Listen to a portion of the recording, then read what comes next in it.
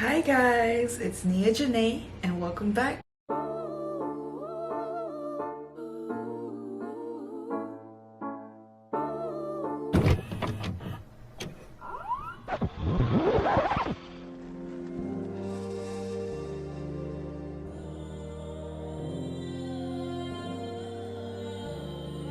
In this two-part series, I'm exploring the rich Bahamian American history of Coconut Grove, one of the oldest cities in Florida.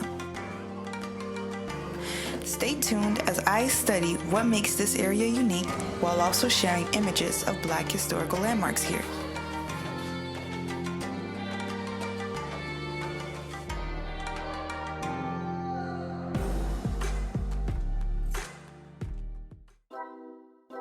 Hey guys, it's Nia Janae and welcome back to my channel.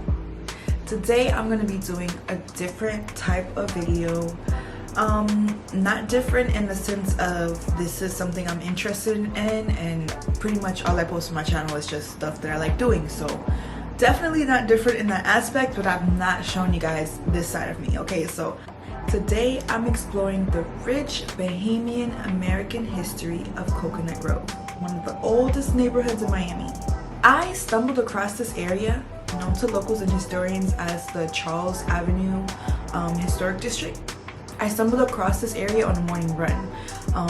It's located right off the Commodore Trail, and the walk down the street alone gave me chills. Now, like I said, this history means a lot to me. I'll be focusing this video today on Coconut Grove. Alright, so let's get into this. I'm gonna set the stage for you guys. We're going all the way back to before the 1900s. And you know what? Miami is not that old because we're going back to the 1800s. This is like 200 years ago, which doesn't seem like, you know, like that short span of a time. But, you know, I can pick some people that were around during that time that I mean, they're not around now, but I know the name of my family member that was still alive then. So that part to me is what makes it like fresh and so fun to talk about and think about. And that's what's really giving me goosebumps, because like in my head I'm thinking about my ancestors and I'm about to talk about some history that they went through. So this is why this topic is important to me. I just love thinking about what my people and my folks went through. So let's get into it. Setting the stage here, we're going back to the 1850s. Around this time, we were ending the Third Seminole War.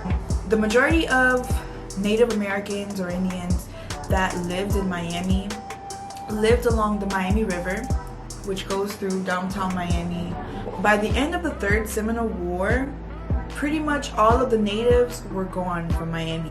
The American government, if you want to call it that, again, it wasn't a government really by that time. When the government felt that there were less than 100 natives left, at that point they just felt like they could take the land. So the war ends and they move the remainder of the Native Americans into reservation areas, which are still around today. Yeah, man, these things are still fresh, you know. It's still like, history is important because you're still living it, and it's really important to know why things are. So of course they get rid of all the natives. Now it's time to bring the English in, and it's time to bring the people from the Northwest. It's time to bring those guys down. So in order to do that, they needed transportation. There's no infrastructure. They didn't have steam engines, which was the big invention around this time when Miami was being colonized. So what really brought people down here was Henry Flagler. You guys know Flagler Road, Flagler Street, Flagler. It's actually the first road here. It's important. Flagler is just that dude. He pretty much built the railroad system that is going to give America what it needs for the Industrial Revolution. Henry Flagler sees Miami as this potential spot for greatness, for people to, you know, want to come to the beach. It's beautiful, it's great. All he sees is potential. So he's like, I gotta get my steam engine down there. So he's actually a lot older than I thought he was. at the time that, you know, we're looking at what's going on in Miami. Henry Flagler did a lot in his life. He was an industrialist. I guess he got news of Miami and Florida being cleared out, and I guess he started to get to thinking. 1892, Mr. Henry Flagler began building his railroad here in Miami. He was born in the 30s. Dude was already pushing about 60 something years old by picking up on Miami, even at his age, and going through with it and making sure that his vision was, you know, bought through. I appreciate you. I know some of you guys were born in 1992. I was born in 97, so think about that. 100 years before, there's literally nothing in Miami. Wow. But anyhow, it's literally like making my, I've said this like so many times. So in 1892, he begins to construct the railroad. They finished in 1893, according to one of my sources. Now, another one of my sources says that the first trip on a railroad came down to Miami in 1896.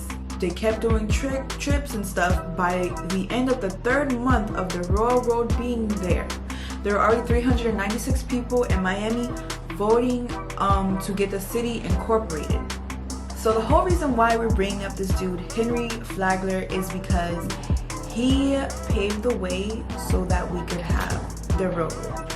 A lot of people came from the Bahamians for sharecropping. The whole idea of that was that you're coming to America to farm, and, you know, we were going to help you by giving you land.